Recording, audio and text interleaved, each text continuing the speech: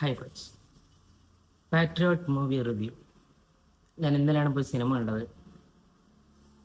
Cinema കണ്ട് കഴിഞ്ഞ് എൻ്റെ കൂടെ രണ്ട് ഫ്രണ്ട്സും കൂടെ ഉണ്ടായിരുന്നു, എൻ്റെ ഫ്രണ്ട്സ്. അപ്പോൾ അവരോട് ഞാൻ ചോദിച്ചു സിനിമയും കണ്ടതെന്ന് വെച്ചപ്പോൾ അവർ പറഞ്ഞത് അടിപൊളിയാണ്. അപ്പോഴാണ് ഞാൻ ചിന്തിച്ചത്, ഞാൻ റിവ്യൂ കണ്ടിട്ടുണ്ടായിരുന്നു കുറേ പേരുടെ, എന്തിനാണ് ഇത്രയും അധികം ഡീഗ്രേഡ് ഈ സിനിമയ്ക്ക് ഉണ്ടായതിലുണ്ട് എന്നുള്ളത് ഞാൻ ചിന്തിച്ചു. കാരണം എനിക്ക് തോന്നിയിട്ടുള്ള, ഹോണസ്റ്റ്ലി ഞാൻ പറയാം, നൈസ് മൂവിയായിരുന്നു. കുറച്ച് കാര്യങ്ങൾ മാത്രമേ ഈ സിനിമയിൽ എനിക്ക് കുറച്ചും കൂടി ബെറ്റർ ആക്കാമായിരുന്നു എന്ന് തോന്നിയതെന്ന് ചോദിച്ചു കഴിഞ്ഞാൽ, ഇതിൽ ഫഹദ് ഫാസിലിനെ DA ചെയ്തിട്ട ഒരു കുറച്ച് സീൻസ് ഉണ്ട്. കുറച്ച് ഫ്യൂ മിനിറ്റ്സ് ഉള്ളൂ എങ്കിലും അത് ഇത്രയും ബഡ്ജറ്റിൽ ഒരുങ്ങിയ ഒരു സിനിമയിൽ ഇങ്ങനെ ഒരു DA കാണുമ്പോൾ നമുക്കൊരു ഇത് തോന്നും. കാരണം ഒരു ഒരു മെനയില്ലാത്ത DA ആയിരിക്കും. പിന്നെ കുറച്ചുകൂടി ബെറ്റർ ആക്കാമായിരുന്നു എന്ന് തോന്നിയത്, നമ്മുടെ ട്രെയിലറിലൊക്കെ കണ്ടിട്ട് എക്സൈറ്റഡ് ആയിട്ടിരുന്ന ഒരു കാർ ചേസിങ് സീനുണ്ട്.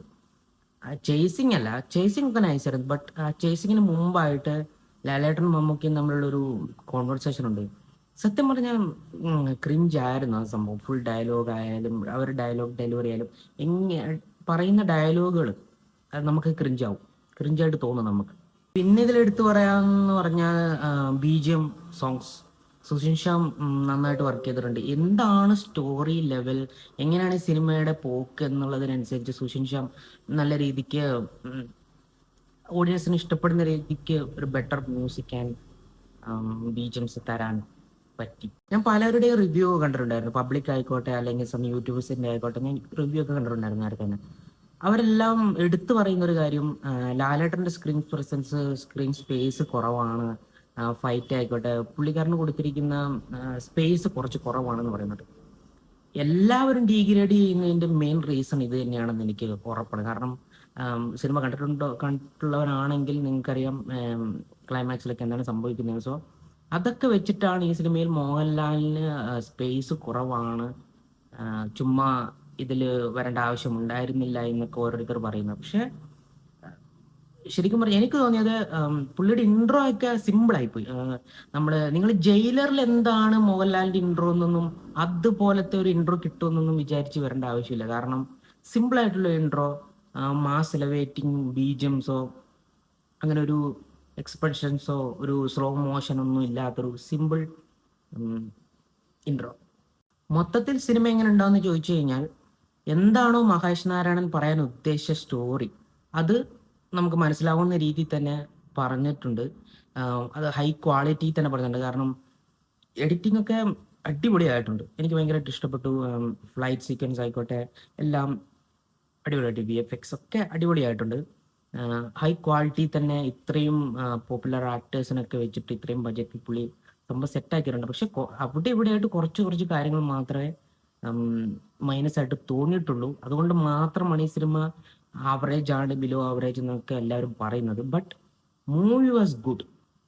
പേഴ്സണലി എനിക്കായാലും എൻ്റെ കൂടെ വന്നവർക്കായാലും സിനിമ നല്ലോണം ഇഷ്ടപ്പെട്ടു. പിന്നെ പലരും പറയുന്നത് ഭയങ്കര ലാഗാണ്. ഈ സ്റ്റോറി ഇങ്ങനെയാണ്, അതായത് ഇങ്ങനത്തെ ഒരു സംഭവം നടക്കുന്നു, അത് മമ്മൂട്ടി അന്വേഷിക്കുന്നു, അങ്ങനെ അന്വേഷിച്ചു പോകുമ്പോൾ പുള്ളിക്കുണ്ടാകുന്ന പ്രശ്നങ്ങൾ സഹായിക്കും വരുന്ന ലാലേട്ടൻ. അങ്ങനെ ഒരു നൈസ് മൂവിയാണ്. സ്റ്റോറി ഇങ്ങനെ ആയതുകൊണ്ടാണ് ഈ മൂവി ലാഗ് എന്നെല്ലാവരും ഉദ്ദേശിക്കുന്നത്.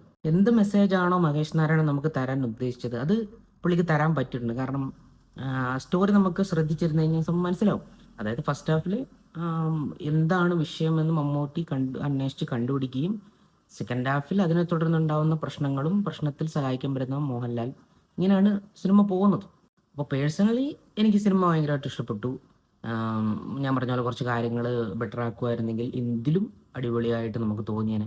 ആവറേജ് എന്നൊരു റിവ്യൂ ചിലപ്പോൾ ഉണ്ടാവിട്ടില്ലായിരുന്നു. പക്ഷെ ഇത്രേ പറയാനുള്ളൂ, നിങ്ങളൊരു മാസ് എലവേറ്റിംഗ് സീൻസ്, അതായത് ഇത്രയും മൾട്ടി സ്റ്റാർസ് ഒക്കെ അഭിനയിക്കുന്നുണ്ട്, അപ്പോൾ വലിയ മാസ് സീനുകളും BGM ഫൈറ്റൊക്കെ ഉണ്ടാവുമെന്ന് വിചാരിച്ച് ഒരിക്കലും പോകണ്ട. ഒരു സ്ലോ പേസിൽ പോകുന്ന സിനിമയാണ് അത്. ഫൈറ്റൊക്കെ അടിപൊളിയാണ്, ഫൈറ്റ് ആയിക്കോട്ടെ എന്തായാലും സ്ലോ പേസിൽ പോകുന്ന ഒരു സിനിമയാണ്.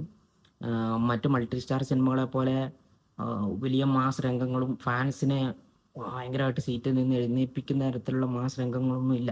അതൊന്നും നിങ്ങൾ വിചാരിച്ച് പോകേണ്ട ആവശ്യമില്ല. It's good.